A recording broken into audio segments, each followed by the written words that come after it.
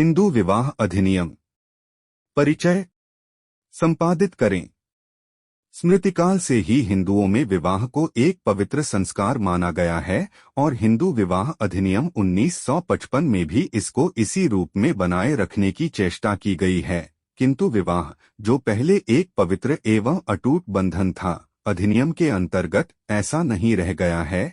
कुछ विधि विचारकों की दृष्टि में यह विचारधारा अब शिथिल पड़ गई है। अब यह जन्म जन्मांतर का संबंध अथवा बंधन नहीं, वरन विशेष परिस्थितियों के उत्पन्न होने पर अधिनियम के अंतर्गत वैवाहिक संबंध विघटित किया जा सकता है। 2 अधिनियम की धारा 10 के अनुसार न्यायिक पृथक्करण निम्न आधारों पर न्यायालय से प्राप्त हो सकता है। 3 त्याग, 2 वर्ष निर्दयता, शारीरिक एवं मानसिक कुष्ठ रोग 1 वर्ष, प्रतिजरोग 3 वर्ष, विकृतिमन 2 वर्ष तथा परपुरुष अथवा परस्त्रीगमन 1 बार में भी अधिनियम की धारा 13 के अनुसार संसर्ग, धर्म परिवर्तन, पागलपन 3 वर्ष, कुष्ठ रोग 3 वर्ष, प्रतिजरोग 3 वर्ष, संन्यास, मृत्यु निष्कर्ष 7 वर्ष पर न्यायिक पृथक्करण की डिग्री पास होने के 2 वर्ष बाद तथा दाम्पत्याधिकार प्रदान करने वाली डिग्री पास होने के 2 साल बाद संबंध विच्छेद प्राप्त हो सकता है। 4 स्त्रियों को निम्न आधारों पर भी संबंध विच्छेद प्राप्त हो सकता है, यथा द्विविवाह, बलात्कार, पुमैथुन तथा पशुमैथुन। धारा 11 एवं 12 के अंतर्गत न्यायालय विवाह शून्यता की घोषणा कर सकता है। विवाह प्रवृत्तिहीन घोषित किया जा सकता है यदि दूसरा विवाह सपेंड और निषिद्ध गोत्र में किया गया हो। धारा 11 नपुंसकता, पागलपन, मानसिक दुर्बलता, छल एवं कपट से अनुमति प्राप्त करने पर या पत्नी के अन्य पुरुष से जो उसका पति नहीं है, गर्भवती होने पर विवाह विवर्ज्य घोषित हो सकता है। धारा 12 फीट। अधिनियम द्वारा अब हिंदू विवाह प्रणाली में निम्नांकित परिवर्तन किए गए हैं। 1 अब हर हिंदू स्त्री पुरुष दूसरे हिंदू स्त्री पुरुष से विवाह कर सकता है, चाहे वह किसी जाति का हो। 2 फीट। एक विवाह तय किया गया है, द्विविवाह अमान्य एवं दंडनीय भी है। 3 फीट। न्यायिक पृथक्करण, विवाह संबंध विच्छेद तथा विवाह शून्यता की डिग्री की घोषणा की व्यवस्था की गई है। 4 प्रवृत्तिहीन तथा विवर्ज्य विवाह के बाद और डिग्री पास होने के बीच उत्पन्न संतान को वैध घोषित कर दिया गया है, परंतु इसके लिए डिग्री का पास होना आवश्यक है। 5 न्यायालयों पर यह वैधानिक कर्तव्य नियत किया गया है कि हर वैवाहिक झगड़े में समाधान कराने का प्रथम प्रयास करें। 6 बाद के बीच या संबंध विच्छेद पर निर्वाह व्यय एवं निर्वाह भत्ता की व्यवस्था की गई है तथा 7 न्यायालयों को इस बात का अधिकार दे दिया गया है कि अवयस्क बच्चों की देखरेख एवं भरण पोषण की व्यवस्था करें। विधिवेत्ताओं का यह विचार है कि हिंदू विवाह के सिद्धांत एवं प्रथा में परिवर्तन करने की जो आवश्यकता उपस्थित हुई थी, उसका कारण संभवत यह है कि हिंदू समाज अब पाश्चात्य सभ्यता एवं संस्कृति से अधिक प्रभावित हुआ है। 5 प्रयोज्यता। संपादित करें। हिंदू विवाह अधिनियम की धारा 2 के अनुसार यह अधिनियम लागू है। ऐसे किसी भी व्यक्ति को जो हिंदू धर्म के किसी भी रूप या विकास के अनुसार लिंगायत अथवा ब्राह्मो समाज, प्रार्थना समाज या आर्य समाज के अनुयायी भी आते हैं, धर्मतः हिंदू हो। ऐसे किसी भी व्यक्ति को जो धर्मतः जैन, बौद्ध या सिख हो तथा ऐसे किसी भी अन्य व्यक्ति जो उन राज्य क्षेत्रों में जिन पर इस अधिनियम का विस्तार है अधिवसित हो और धर्मतः मुस्लिम, ईसाई, क्रिश्चियन, पारसी या यहूदी न हो, जब तक कि यह साबित न कर दिया जाए कि यदि यह अधिनियम पारित न किया गया होता तो ऐसा कोई भी व्यक्ति एतस्मिन उपबंधित किसी भी बात के बारे में हिंदू विधि या उस विधि के भागरूप किसी रूढ़ि या प्रथा द्वारा शासित न होता। एक पुजारी की मदद से मिलान करने के लिए बेटे बेटी के जतकम या जन्म कुंडली जन्म के समय ज्योतिषीय चार्ट का उपयोग आम है, लेकिन सार्वभौमिक नहीं है।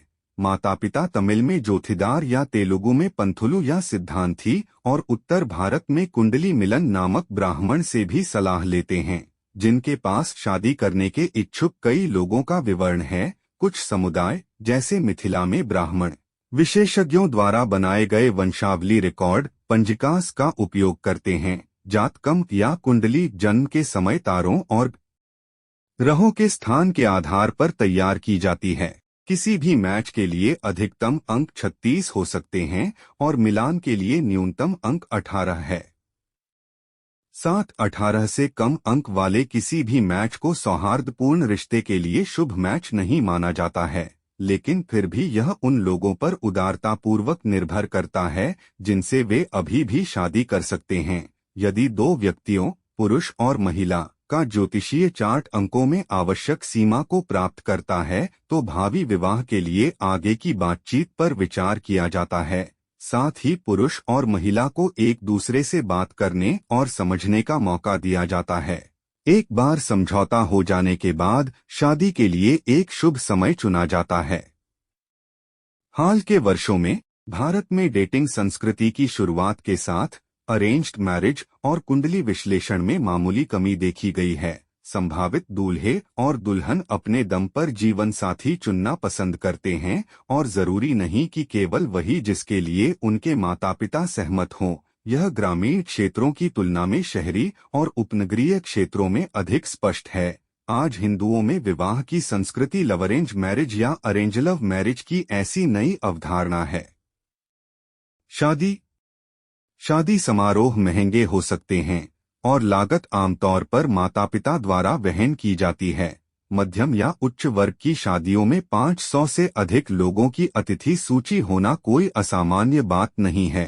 अक्सर एक लाइव इंस्ट्रूमेंटल बैंड बजता है, वैदिक अनुष्ठान किए जाते हैं और परिवार और दोस्त जोड़े को आशीर्वाद देते हैं। मेहमानों को कई तरह के व्यंजन परोसे जाते हैं। भारत के विभिन्न हिस्सों में प्रथा के आधार पर विवाह समारोह में 1 सप्ताह तक का समय लग सकता है।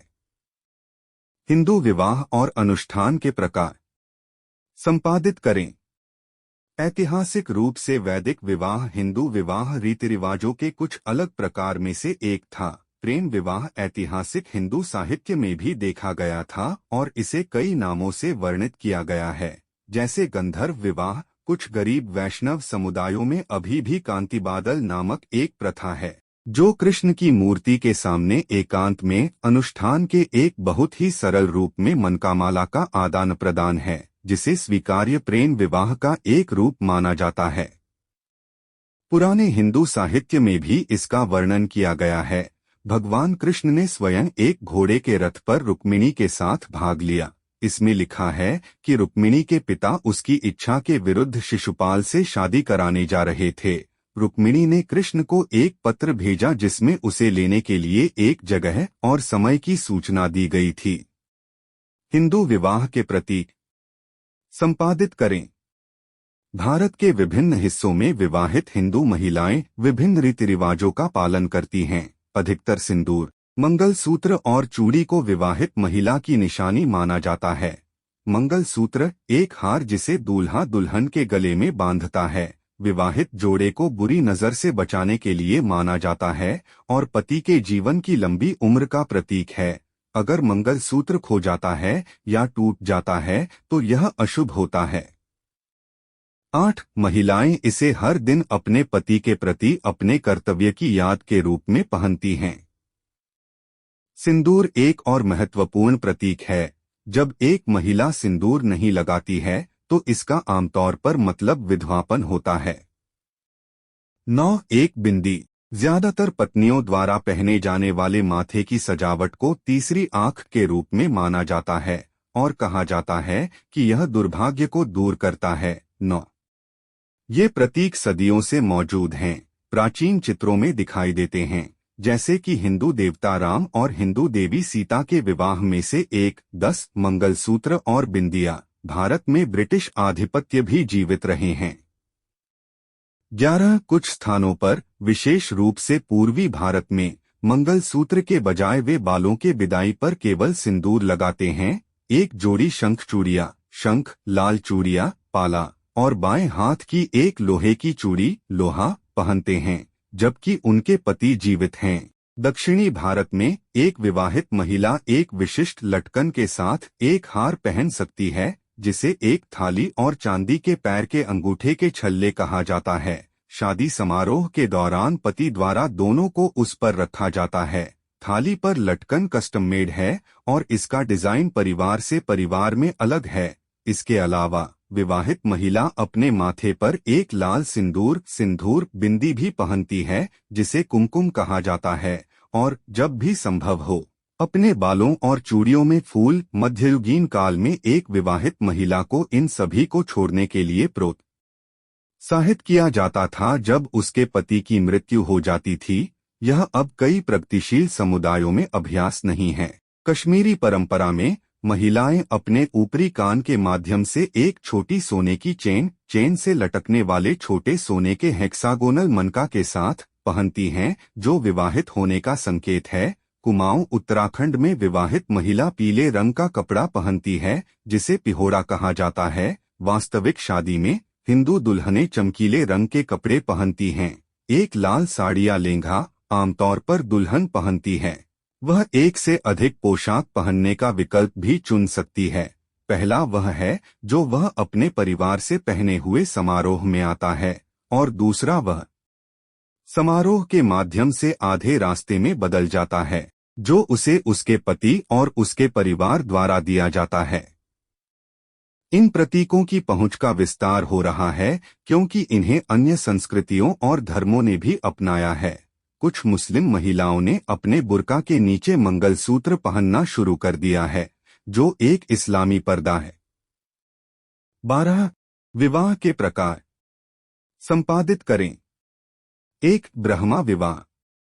दोनों पक्ष की सहमति से किसी सुयोग्य वर से कन्या का विवाह निश्चित कर देना ब्रह्मा विवाह कहलाता है। सामान्यतः इस विवाह के बाद कन्या को आभूषण युक्त करके विदा किया जाता है। आज का पूर्वायोजित विवाह अरेंज्ड मैरिज ब्रह्मा विवाह का ही रूप है। 2. दैव विवाह। किसी सेवा कार्य, विशेषतः धार्मिक अनुष्ठान के मूल्य के रूप अपनी कन्या को दान में दे देना दैव विवाह कहलाता है। 3. आश विवाह। कन्या पक्ष वालों को कन्या का मूल्य देकर, सामान्यतः गौदान करके, कन्या से विवाह कर लेना आश विवाह कहलाता है। 4. प्रजापत्य विवाह।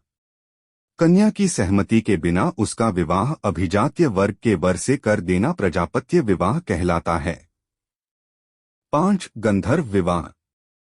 परिवार वालों की सहमति के बिना वर और कन्या का बिना किसी रीति रिवाज के आपस में विवाह कर लेना गंधर्व विवाह कहलाता है। दुष्यंत ने शकुंतला से गंधर्व विवाह किया था। उनके पुत्र भरत के नाम से ही हमारे देश का नाम भारतवर्ष बना। 6. असुर विवाह। कन्या को खरीदकर आर्थिक रूप से विवाह कर लेना असुर विवाह कहलाता है। 7. राक्षस विवाह। कन्या की सहमति के बिना उसका अपहरण करके जबरदस्ती विवाह कर लेना राक्षस विवाह कहलाता है। 8. पैशाच विवाह।